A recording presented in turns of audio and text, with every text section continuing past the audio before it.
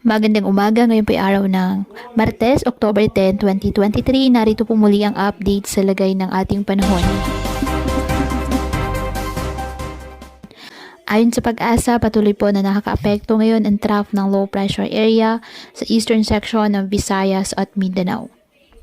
Ang nasabing LPA ayon sa Pag-asa, mababa naman ang tsansa pa na maging bagyo sa loob po ng 24 to 48 oras. Samantala, isang bagyo pa rin ang nasa labas ng ating area of responsibility, ang bagyong Bolavin. Ngayon po ay lumakas pa ito, isa ng severe tropical storm category. Sa ngayon, mababa ang tsansa nitong pumasok ng ating Philippine Area of Responsibility.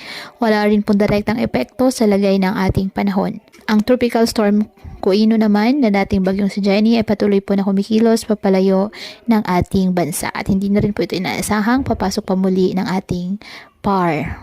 Ngayong araw, ang Mindanao, Bicol Region, Eastern Visayas at Central Visayas asahan na maulap na halangitan na may kalat-kalat na pag-ulan at thunderstorms dahil po sa trough ng low pressure area at ang nalalabing bahagi ng ating bansa kasama ng Metro Manila, bahagyang maulap hanggang sa maulap na halangitan with isolated rain showers or thunderstorms dahil po sa trough ng LPA at localized thunderstorms.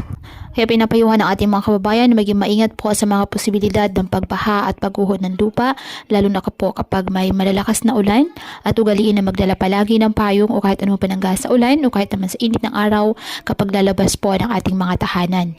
At yan po muna ang update sa lagay ng panahon ngayong araw. Muli patuloy po tayo na mag-ingat at palaging tandaan, God loves you. Stay safe and God bless.